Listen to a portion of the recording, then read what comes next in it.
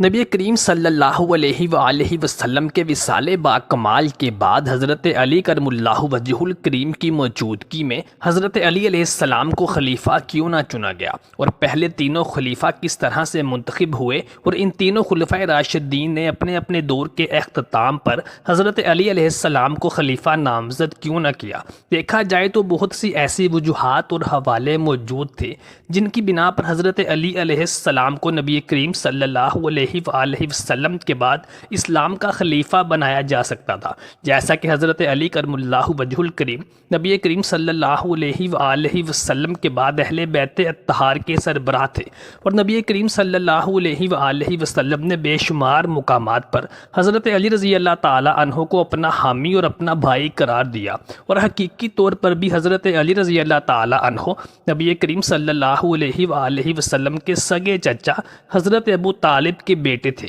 اور اس کے علاوہ حضرت علی رضی اللہ تعالی عنہ نبی کریم صلی اللہ علیہ وآلہ وسلم کے داماد بھی تھے۔ غدیر خم کے موقع پر نبی کریم صلی اللہ علیہ وآلہ وسلم نے حضرت علی کو مخاطب کر کے فرمایا کہ جس کا میں مولا ہوں اس کا علی بھی مولا ہے، اور فتح خیبر کے موقع پر نبی کریم صلی اللہ علیہ وآلہ وسلم نے ارشاد فرمایا کہ کل میں اسلام کا علم اس شخص کو دوں گا جو اللہ تعالیٰ اور اس کے رسول سے محبت کرتا ہے، اور اللہ تعالیٰ اور اس کا رسول بھی اس سے محبت کرتے ہیں۔ تمام صحابہ کرام علیہ اجمعین روایت کرتے ہیں کہ ساری رات ہم سو نہ سکے کہ پتہ نہیں وہ خوش نصیب کون ہے، اور نبی کریم صلی اللہ علیہ وآلہ وسلم نے فتح خیبر سے پہلے اسلام کا پرچم حضرت علی کرم اللہ وجہ الکریم کو عطا کیا، اور حضرت علی علیہ السلام کے ہاتھ سے اللہ تعالیٰ نے مسلمانوں کو فتح نصیب فرمائی۔ غزوہ تبوک پر جانے سے پہلے حضرت علی رضی اللہ تعالیٰ عنہ کو نبی کریم صلی اللہ علیہ وآلہ وسلم نے اپنا جانشین اور نائب مقرر کر کے مدینہ میں چھوڑ دیا، تو حضرت علی علیہ السلام نے عرض کیا، یا رسول اللہ صلی اللہ علیہ وآلہ وسلم، منافقین سمجھتے ہیں کہ علی جنگ سے ڈرتا ہے، اس لیے وہ جنگ پر جانے پر راضی نہیں۔ نبی کریم صلی اللہ علیہ وآلہ وسلم نے مسکراتے ہوئے فرمایا، اے علی، کیا تجھے یہ پسند نہیں کہ تیری میرے ساتھ وہی نسبت ہو جو سیدنا موسیٰ علیہ السلام کی حضرت ہارون علیہ السلام کے ساتھ تھی، لیکن میرے بعد کوئی نبی نہیں۔ اور ہجرت مدینہ کے وقت بھی نبی کریم صلی اللہ علیہ وآلہ وسلم نے حضرت علی علیہ السلام کو ہی اپنے بستر مبارک پر چھوڑ کر مدینہ منورہ روانہ ہوئے تھے۔ اتنے بے شمار مواقع پر حضرت علی رضی اللہ تعالی عنہ نبی کریم صلی اللہ علیہ وآلہ وسلم کے ساتھ شانہ بشانہ کھڑے نظر آتے ہیں، لیکن حضرت علی رضی اللہ تعالی عنہ کو ہی خلافت کے لیے نامزد کیوں نہ کیا گیا؟ پھر جب نبی کریم صلی اللہ علیہ وآلہ وسلم شدید بیمار ہوئے تو آپ نے شدید نزاع کے عالم میں قلم اور کرتاس طلب فرمایا، اور فرمایا کہ مجھے قلم اور کرتاس مہیا کر دو تاکہ میں تمہیں کوئی ایسی چیز لکھ دوں کہ جس کے بعد تم گمراہی میں نہ پڑو گی۔ اس موقع پر بہت سے ناقدین جید صحابہ کرام علیہ اجمعین کی شخصیات کو داغدار کرنے کی کوشش کرتے نظر آتے ہیں کہ حضرت عمر فاروق اور ابو بکر صدیق اور دیگر صحابہ کرام علیہ اجمعین نے نبی کریم صلی اللہ علیہ وآلہ وسلم کو قلم اور کرتاس مہیا کرنے سے انکار کیوں کیا؟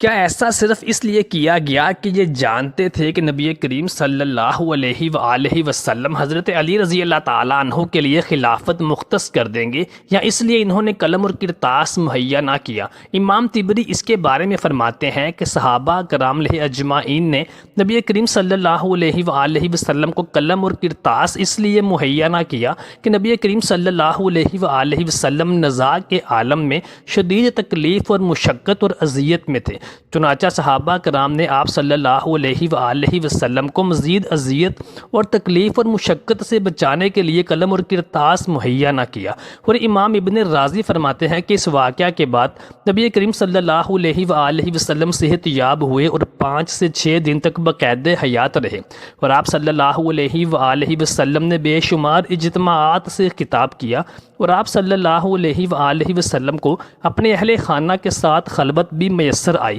لیکن نبی کریم صلی اللہ علیہ وآلہ وسلم نے ان 5 سے 6 دنوں کے درمیان حضرت علی کرم اللہ وجہ الکریم کی یا کسی بھی دوسرے صحابی کی خلافت کا اعلان کیوں نہ فرمایا؟ اس سے ثابت ہوتا ہے کہ نبی کریم صلی اللہ علیہ وآلہ وسلم کا قلم اور کرتاس طلب فرمانا خالصتاً خلافت کی نامزدگی کے بارے میں نہیں تھا، بلکہ نبی کریم صلی اللہ علیہ وآلہ وسلم مسلمانوں کو کچھ اور نصیحتیں بھی فرمانا چاہتے تھے، جیسا کہ سیدنا ابو ہریرہ رضی اللہ تعالی عنہ ارشاد فرماتے ہیں کہ نبی کریم صلی اللہ علیہ وآلہ وسلم نے ان 5 سے 6 دنوں کے درمیان صحابہ کرام علیہ اجمعین کو غلاموں کے ساتھ نرم رویہ اپنانے اور اپنے ہمسائے اور رشتہ داروں اور قرابت داروں کے ساتھ صلہ رحمی کرنے کی نصیحتیں فرمائیں۔ رہی بات ابو بکر صدیق رضی اللہ تعالی عنہ کی کہ انہوں نے حضرت علی رضی اللہ تعالی عنہ کو خلیفہ نامزد کیوں نہ کیا؟ حضرت ابو بکر صدیق رضی اللہ تعالی عنہ کی خلافت چونکہ ہنگامی بنیادوں پر ثقیفہ بنی سعدہ میں لے لی گئی تھی، جہاں پر انصار صحابی اپنے طور پر خلیفہ کو منتخب کرنے کے لیے جمع ہوئے تھے، لیکن ابو بکر صدیق رضی اللہ تعالی عنہ نے انہیں سمجھایا کہ نبی کریم صلی اللہ علیہ وآلہ وسلم نے ارشاد فرمایا تھا کہ خلافت قریش میں رہے گی، اور اگر بنی سعدہ سے کوئی خلیفہ نامزد ہوا اور قریش اور بنی سعدہ کے درمیان دشمنی جنم لے لے گی، اسے مسلمانوں میں تفرقہ پڑ سکتا ہے۔ چنانچہ ایسے موقع پر حضرت عمر فاروق نے ابو بکر صدیق کی بیعت لی، اور یوں ابو بکر صدیق رضی اللہ تعالی عنہ ہنگامی بنیادوں پر خلیفہ نامزد ہوئے۔ لیکن ابو بکر صدیق رضی اللہ تعالی عنہ نے بھی اپنی وفات سے قبل عمر فاروق رضی اللہ تعالی عنہ کو ہی خلیفہ نامزد کیوں کیا؟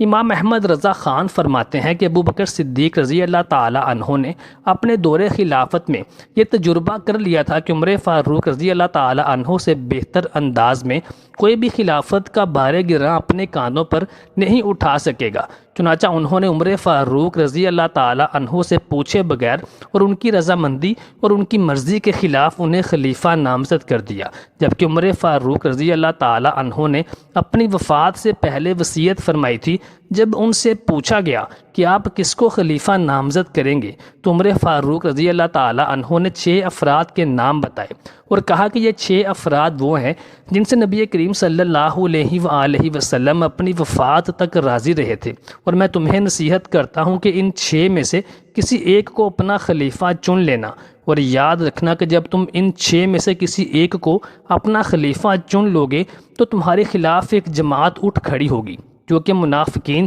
اور کفار میں سے ہوگی، جو ان کی خلافت کو اور ان کی اطاعت کو قبول نہیں کریں گے۔ اور پھر ان 6 صحابہ کرام اجمعین نے اپنے میں سے ایک صحابی حضرت عبد الرحمن بن عوف رضی اللہ تعالی عنہ کو چن لیا کہ وہ خود ہی فیصلہ فرما دیں کہ ان 6 افراد میں سے کون خلیفہ نامزد ہوگا۔ چنانچہ عبد الرحمن بن عوف رضی اللہ تعالی عنہ نے نہایت سوچ بچار کے بعد مشاورت کے بعد حضرت عثمان غنی رضی اللہ تعالی عنہ کو اپنا خلیفہ نامزد کیا۔